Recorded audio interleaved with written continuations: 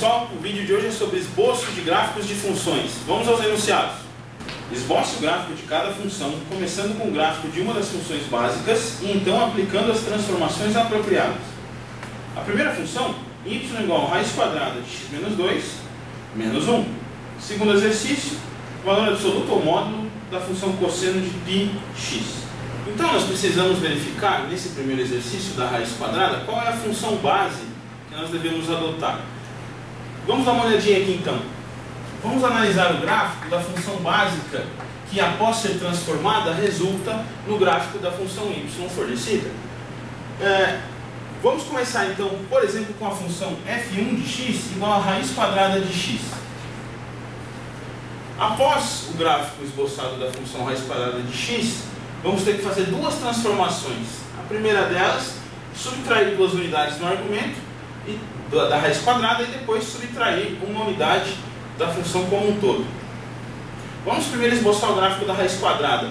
Eu já deixei aqui ao lado um sistema de eixos pré-preparado para a gente poder fazer esse esboço.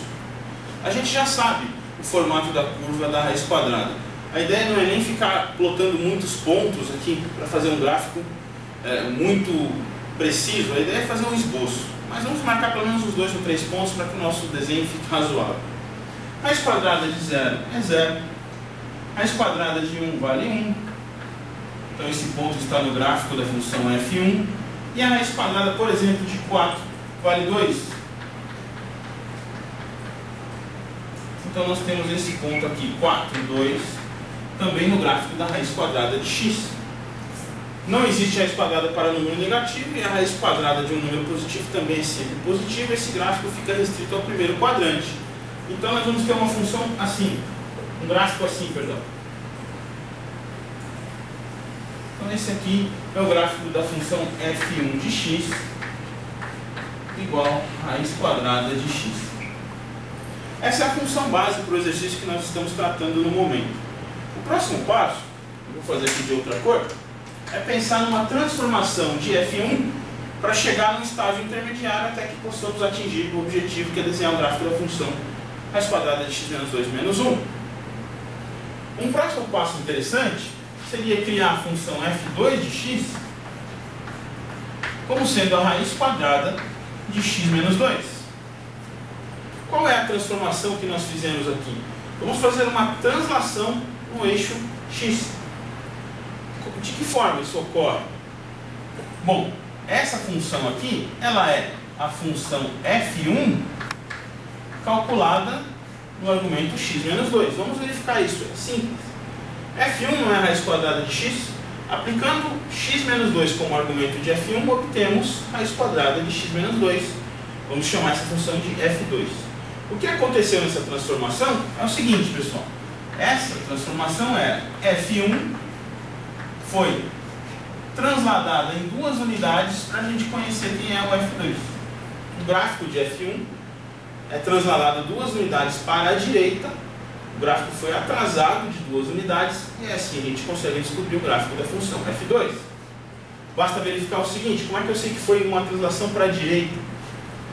Note o seguinte: a raiz quadrada de 0 dá 0. Então a função f1 vale 0 quando x é 0. A função f2, por outro lado, só vai assumir o valor 0 quando x atingir 2. Então ocorreu um deslocamento de 2 unidades para a direita. O gráfico foi atrasado de 2 unidades. Então nós vamos agora fazer aqui a transformação. Nós temos o gráfico original em branco, eu vou desenhar um novo gráfico em laranja. Este ponto aqui, na função, tem que ser transladado 2 unidades para a direita. Ele vem parar aqui em 2. E realmente, raiz quadrada de x menos 2, quando x vale 2, dá 0.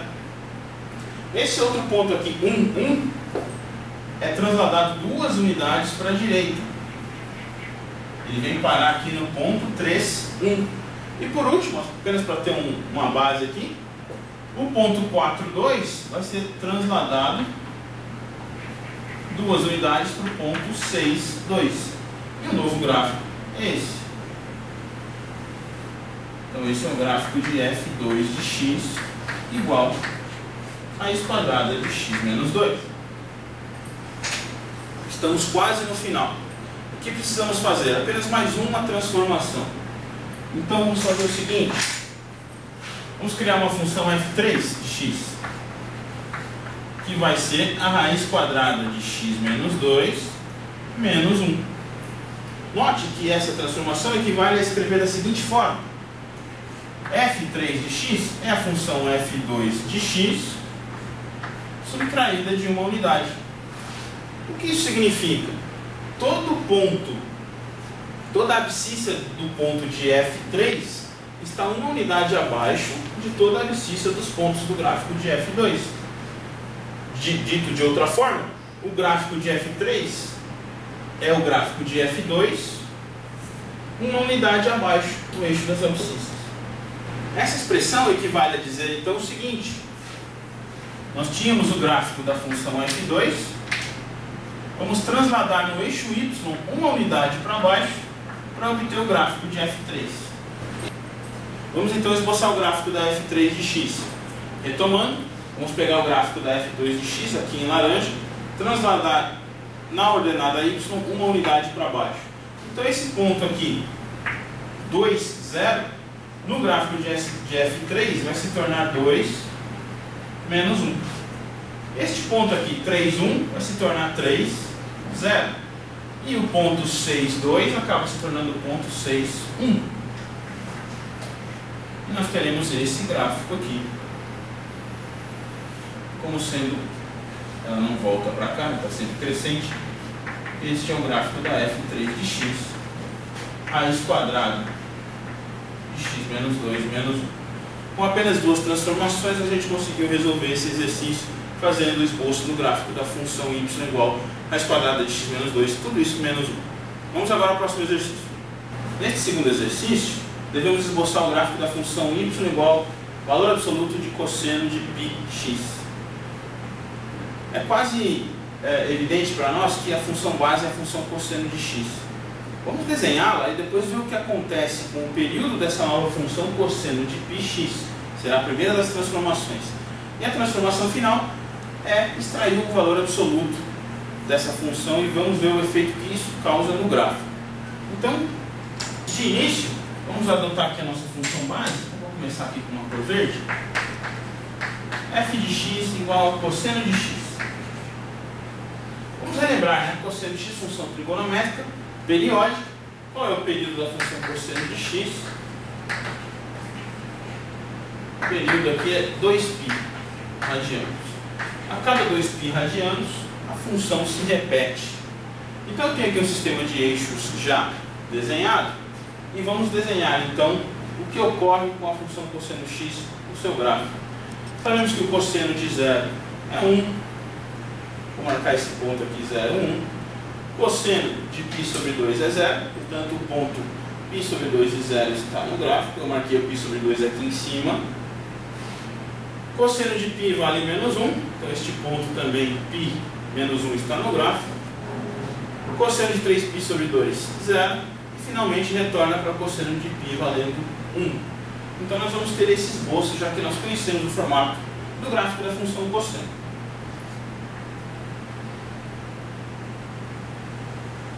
Vou tentar desenhá-la aqui com certa calma. Então aqui, em verde, nós temos o gráfico cosseno de x. Temos agora que verificar o que ocorre quando a gente multiplica o argumento da função cosseno pelo valor π. Essa é a nova transformação. Vou fazer uma outra função aqui. Uma outra, vou chamar de f2. Então essa de cima, vamos batizar aqui de f1.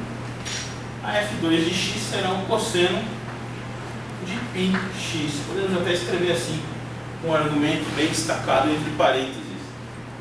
O que ocorre aqui é uma mudança no período da função. Anteriormente o período era 2π radianos, agora ocorreu uma multiplicação, o argumento está multiplicado por π. De tal maneira que o novo período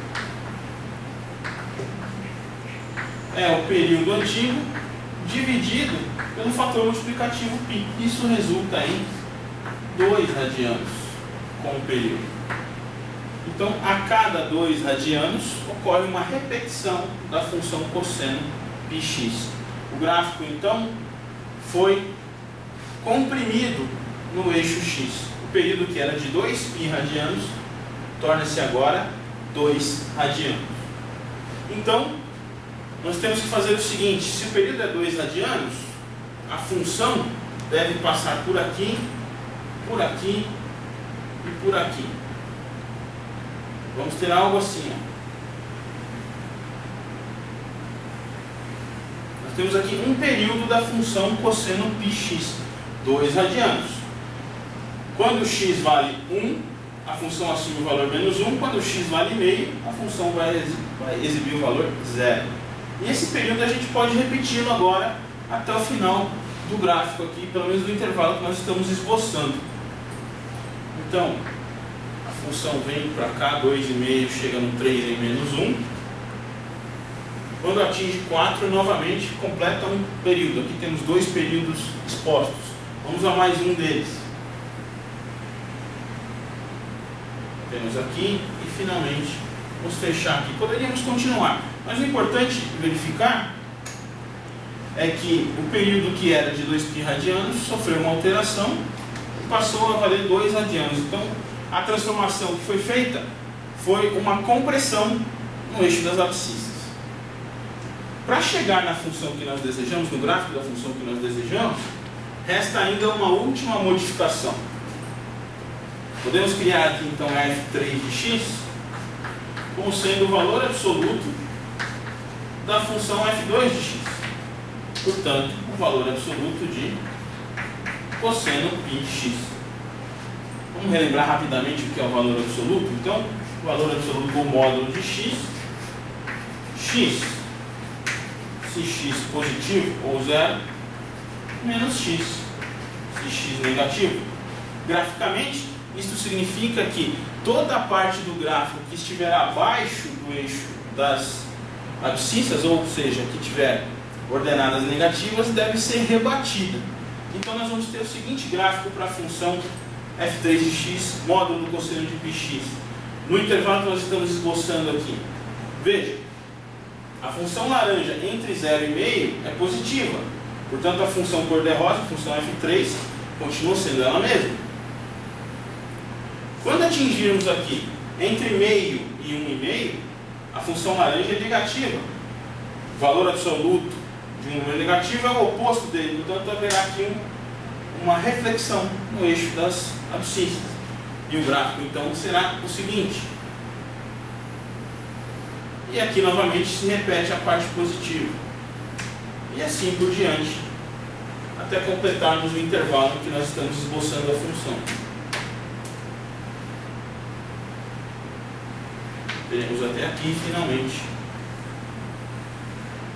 esse pedacinho final aqui. Então essa é a função f3 de x. Este é o gráfico que nós estávamos procurando para esse exercício. Então o recado é o seguinte: parte-se de um esboço de um gráfico que nós desejamos realizar. Vamos analisar essa expressão, procurar dentre as funções essenciais qual aquela que melhor se encaixa.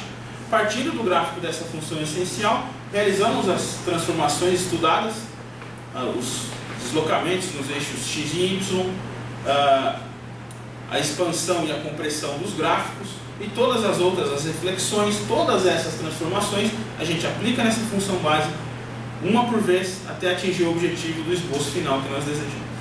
Ok? Muito obrigado, até o próximo vídeo.